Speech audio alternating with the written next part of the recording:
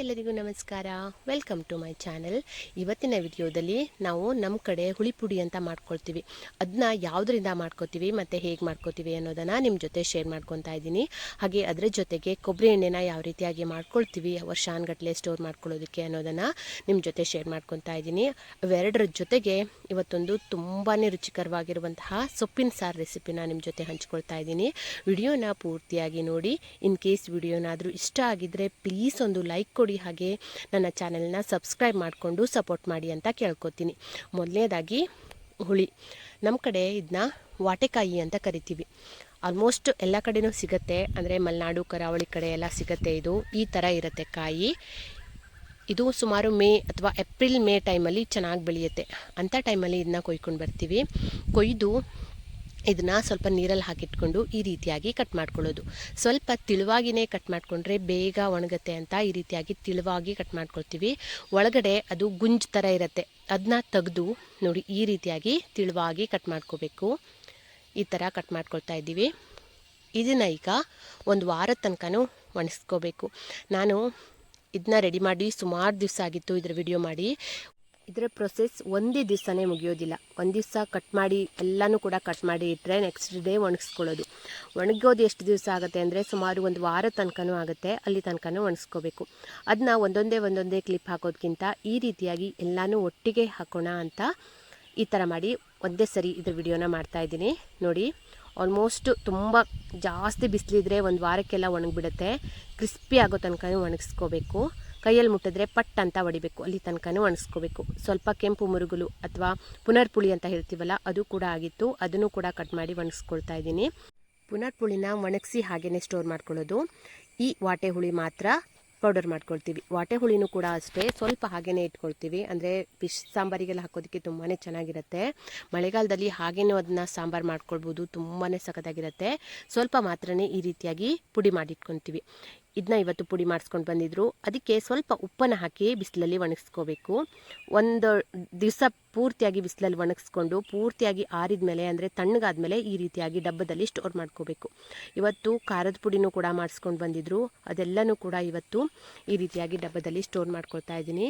ಸಾಂಬಾರು ಪುಡಿ, ಖಾರದ ಪುಡಿ, ಹಾಗೆ ಹುಳಿ ಪುಡಿ ಎಲ್ಲನೂ ಕೂಡ ಸ್ಟೋರ್ ಮಾಡ್ಕೊಳ್ತಾ ಇದ್ದೀನಿ. ಈ ರೀತಿಯಾಗಿ ಸ್ಟೋರ್ ಮಾಡ್ಕೊಳ್ಳೋದ್ರಿಂದ ಸುಮಾರು 2-3 ವರ್ಷ ತನಕನೂ ನಾವು ಈ ಹುಳಿ ಪುಡಿನ ಬಳಸ್ಕೋಬೋದು. ಸ್ವಲ್ಪನೂ ಕೂಡ ಹಾಳಾಗೋದಿಲ್ಲ. ಎಲ್ಲ ರೀತಿಯಾಗಿರುವಂತಹ ಸಾಂಬಾರಿಗೆ ಡ್ರೈ ಮಸಾಲೆ ಥರ ಯೂಸ್ ಮಾಡ್ಬೋದು. ತುಂಬಾ ಚೆನ್ನಾಗಿರುತ್ತೆ. ಫಿಶ್ ಸಾಂಬಾರಿಗೂ ಕೂಡ ಹಾಕ್ಬೋದು, ವೆಜ್ ಸಾಂಬಾರಿಗೂ ಕೂಡ ಹಾಕ್ಬೋದು, ಅಥವಾ ಪಲ್ಯ ಈ ಥರದಕ್ಕೆಲ್ಲ ಹಾಕೋದಕ್ಕೆ ತುಂಬಾ ಚೆನ್ನಾಗಿರುತ್ತೆ. ಒಮ್ಮೆ ಈ ರೀತಿಯಾಗಿ ಮಾಡಿ ನೋಡಿ. ಹಾಗೆ ಈ ಸರಿ ಸುಮಾರು ತೆಂಗಿನಕಾಯಿ ಆಗಿತ್ತು, ಅದು ಸುಮಾರು ನೀರೆಲ್ಲ ಆರ್ಕೊಂಡ್ಬಿಟ್ಟಿತ್ತು, ಕೊಬ್ಬರಿ ಥರ ಆಗಿಬಿಟ್ಟಿತ್ತು. ಅದನ್ನ ಇವತ್ತು ಎಣ್ಣೆ ಮಾಡಿಸೋಣ ಈ ಸರಿ ಅಂತ ಈ ಥರ ಸುಲಿದ್ಕೊಳ್ತಾ ಇದ್ದೀವಿ. ಇದು ಪ್ರೊಸೆಸ್ ಕೂಡ ಸುಮಾರು ದಿವಸ ಆಗುತ್ತೆ, ಅದು ಕಟ್ ಮಾಡೋದು ಒಣಗಿಸೋದು ಅಂತ. ಹಾಗಾಗಿ ಇದನ್ನು ಕೂಡ ಒಂದೇ ಸರಿನೇ ವಿಡಿಯೋ ಮಾಡಿ ಹಾಕ್ತಾಯಿದ್ದೀನಿ. ನೋಡಿ, ಈ ರೀತಿಯಾಗಿ ಸಿಪ್ಪೆ ಸುಲ್ಕೊಡ್ತಾ ಇದ್ದಾರೆ. ನಾನು ಅದನ್ನ ನೀಟಾಗಿ ತೆಗೆದು ಅದರ ಸಿಪ್ಪೆನೆಲ್ಲ ಒಂದು ಚೀಲದಲ್ಲಿ ತುಂಬ್ಕೊಳ್ತಾ ಇದ್ದೀನಿ. ಈ ಸಿಪ್ಪೆ ಯಾಕೆ ಬರುತ್ತೆ ಅಂದರೆ ನಾವು ಹಂಡೆ ಒಲೆ ಬೆಂಕಿ ಹಾಕಿ ಸ್ನಾನ ಮಾಡ್ತೀವಲ್ಲ, ಅದಕ್ಕೆ ಯೂಸ್ ಆಗುತ್ತೆ. ಹಾಗೆ ಮಳೆಗಾಲದಲ್ಲಿ ಸಣ್ಣ ಸಣ್ಣ ಸೊಳ್ಳೆಗಳು ಈ ಥರದ್ದೆಲ್ಲ ಬರುತ್ತಲ್ಲ, ಅದಕ್ಕೆ ಹೊಗೆ ಹಾಕ್ಕೊಳ್ಳೋದಕ್ಕೆಲ್ಲ ಚೆನ್ನಾಗಿ ಆಗುತ್ತೆ ಅಂತ ಅದನ್ನ ಒಂದು ಚೀಲದಲ್ಲಿ ತುಂಬಿಟ್ಕೊಳ್ತಾ ಇದ್ದೀನಿ. ಆಲ್ಮೋಸ್ಟ್ ಎಲ್ಲ ತೆಂಗಿನಕಾಯಿ ಕೂಡ ಈ ರೀತಿಯಾಗಿ ಗರಟೆ ಬಿಟ್ಕೊಂಡು ಬಂದಿತ್ತು.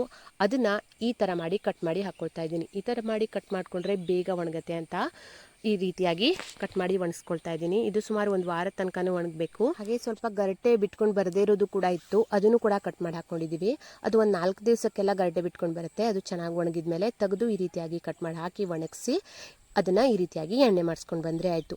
ಎಣ್ಣೆ ಮಾಡಿಸ್ಕೊಂಡು ಬಂದ ಮೇಲೆ ಅದನ್ನು ಈ ರೀತಿಯಾಗಿ ಒಂದು ಬಟ್ಟೆನಲ್ಲಿ ಸೋಸ್ಕೊಂಡು ಒಂದು 2 ದಿವಸ ಬಿಸಿಲಲ್ಲಿ ಇಟ್ಕೋಬೇಕು. ಈ ರೀತಿ ಮಾಡ್ಕೊಳ್ಳೋದ್ರಿಂದ ಎಣ್ಣೆ ಸ್ವಲ್ಪ ಕೂಡ ಹಾಳಾಗೋದಿಲ್ಲ, ತುಂಬಾ ಚೆನ್ನಾಗಿರುತ್ತೆ, ಘಮಘಮಿಸ್ತಾನೇ ಇರುತ್ತೆ. ಇಲ್ಲಾಂದರೆ ಸ್ವಲ್ಪ ಹಾಳಾಗೋ ಚಾನ್ಸಸ್ ಇದೆ ಮಳೆಗಾಲದಲ್ಲೆಲ್ಲ. ಹಾಗಾಗಿ ಈ ರೀತಿಯಾಗಿ 2-3 ದಿವಸ ಬಿಸಿಲಲ್ಲಿಟ್ಟು ಆಮೇಲೆ ಡಬ್ಬದಲ್ಲಿ ಹಾಕಿ ಸ್ಟೋರ್ ಮಾಡಿಕೊಂಡ್ರೆ ವರ್ಷಾನುಗಟ್ಟಲೆ ನಾವು ಅದನ್ನ ಯೂಸ್ ಮಾಡ್ಕೋಬೋದು. ಹಾಗೆ ಇವತ್ತು ಒಂದು ಸೊಪ್ಪಿನ ಸಾರನ್ನ ಮಾಡ್ಕೊಳ್ತಾ ಇದ್ದೀನಿ. ಈ ರೀತಿ ನಾವು ಅಡಿಕೆ ಸಸಿ ಹಾಕೋದಕ್ಕೆ ಕೊಟ್ಟೆ ತುಂಬಿ ಸಸಿ ಮಾಡ್ಕೊಳ್ಳೋದಕ್ಕೆ ಬೀಜನ ಹಾಕಿದ್ವಿ. ಅಡಿಕೆ ಮೊಳಕೆ ಕಟ್ಟೋದನ್ನ ಹಾಕಿದ್ವಿ. ಅದ್ರ ಒಳಗಡೆ ಈ ರೀತಿಯಾಗಿ ಹರವೆ ಸಸಿ ಸಿಕ್ಕಾಪಟ್ಟೆ ಆಗ್ಬಿಟ್ಟಿತ್ತು. ನೋಡ್ತಿರ್ಬೋದು ಎಷ್ಟು ಎತ್ತರಕ್ಕೆ ಆಗ್ಬಿಟ್ಟಿದೆ ಅಂತ. ಕೆಲವೊಂದು ಬೆಳೆದಿತ್ತು, ಇನ್ನೊಂದು ಸ್ವಲ್ಪ ಎಳೆತಾಗಿನೂ ಕೂಡ ಇತ್ತು. ಅದನ್ನು ಇವತ್ತು ಈ ರೀತಿಯಾಗಿ ಕಿತ್ಕೊಳ್ತಾ ಇದ್ದೀನಿ.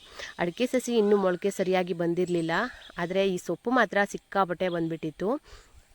ಕಳೆಗಿಂತ ಜಾಸ್ತಿ ಈ ರೀತಿ ಸೊಪ್ಪು ಬೆಳ್ಕೊಂಡ್ಬಿಟ್ಟಿತ್ತು. ಆದರೆ ನಮಗೆ ತಿನ್ನೋದಕ್ಕೆ ಯೂಸ್ ಆಗುತ್ತಲ್ವಾ, ಹಾಗಾಗಿ ಅದನ್ನ ಈ ರೀತಿಯಾಗಿ ಕಿತ್ಕೊಂಡು ಬಂದಿದ್ದೀನಿ. ಕಿತ್ಕೊಂಡು ಬಂದಾದಮೇಲೆ ಸ್ವಲ್ಪ ಕ್ಲೀನ್ ಮಾಡಿಕೊಂಡು ತೊಳ್ಕೊಂಡು ಬಂದಿದ್ದೀನಿ. ಅದನ್ನ ಈಗ ದಂಟನ್ನು ಸಪ್ರೇಟ್ ಮಾಡಿಕೊಂಡು ಕಟ್ ಮಾಡ್ಕೊಳ್ತಾ ಇದ್ದೀನಿ. ಈ ಸಾರಿಗೆ ದಂಟು ಬೇಡ ಅಂತ ದಂಟನ್ನು ಕಟ್ ಮಾಡಿ ಹಾಕ್ತಾಯಿದ್ದೀನಿ. ದಂಟನ್ನು ಪಲ್ಯಕ್ಕೇನಾದರೂ ಬಳಸ್ಕೋಬೋದು ಅಂತ ಸೊಪ್ಪನ್ನು ಮಾತ್ರನೇ ಹಾಕಿ ಸೊಪ್ಪಿನ ಸಾರನ್ನ ಮಾಡ್ಕೊಳ್ತಾ ಇದ್ದೀನಿ. ಇದು ಒಂಥರ ಮೊಸೊಪ್ಪು ಥರನೇ ತುಂಬಾ ಚೆನ್ನಾಗಿರುತ್ತೆ ದಂಟಿನ ಸೊಪ್ಪು.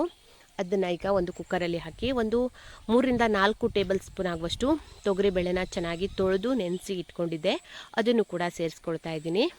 ಹಾಗೆ 2 ಟೊಮೆಟೊ, 1-2 ಈರುಳ್ಳಿ, ಹಾಗೆ 1 ಗಡ್ಡೆ ಆಗುವಷ್ಟು ಬೆಳ್ಳುಳ್ಳಿ, ಹಾಗೆ ಸ್ವಲ್ಪ ಹಸಿಮೆಣಸನ್ನು ಕೂಡ ಹಾಕ್ಕೊಳ್ತಾ ಇದ್ದೀನಿ. ಸ್ವಲ್ಪ ಡಿಫ್ರೆಂಟಾಗಿ ಸಾಂಬಾರು ಮಾಡ್ಕೊಳ್ಳೋದ್ರಿಂದ ಈ ರೀತಿಯಾಗಿ ಮಾಡ್ಕೊಳ್ತಾ ಇದ್ದೀನಿ. ಇದನ್ನ ಮೊಸಪ್ಪು ಆಗಿನೂ ಕೂಡ ಅಂದ್ಕೋಬೋದು, ತುಂಬಾ ಚೆನ್ನಾಗಿರುತ್ತೆ. ಟೇಸ್ಟು ಮೊಸಪ್ಪು ಥರನೇ ಇರುತ್ತೆ, ಆದರೆ ಸ್ವಲ್ಪ ಡಿಫ್ರೆಂಟ್ ಆಗಿರುತ್ತೆ ಅಷ್ಟೇ. ಈಗ ಈರುಳ್ಳಿ ಎಲ್ಲ ಹಾಕಿ ಆದಮೇಲೆ ಖಾರಕ್ಕೆ ನಾನು ಸ್ವಲ್ಪ ಸಾಂಬಾರು ಪುಡಿನೂ ಹಾಕ್ಕೊಳ್ಳೋದ್ರಿಂದ ಸ್ವಲ್ಪ ಕಡಿಮೆ ಖಾರ ಇರುವಂತಹ 4 ಮೆಣಸನ್ನು ಹಾಕ್ಕೊಳ್ತಾ ಇದ್ದೀನಿ. ಇದನ್ನು ಈಗ ಸ್ವಲ್ಪ ನೀರು ಹಾಕಿ 1ರಿಂದ 2 ವಿಸಿಲ್ ಹಾಕಿಸ್ಕೊಂಡ್ರೆ ಸಾಕು. ತುಂಬ ಜಾಸ್ತಿ ಏನು ಬೇಕು ಅಂತಿಲ್ಲ, ಸೊಪ್ಪು ಬೇಗ ಬೇಯುತ್ತೆ.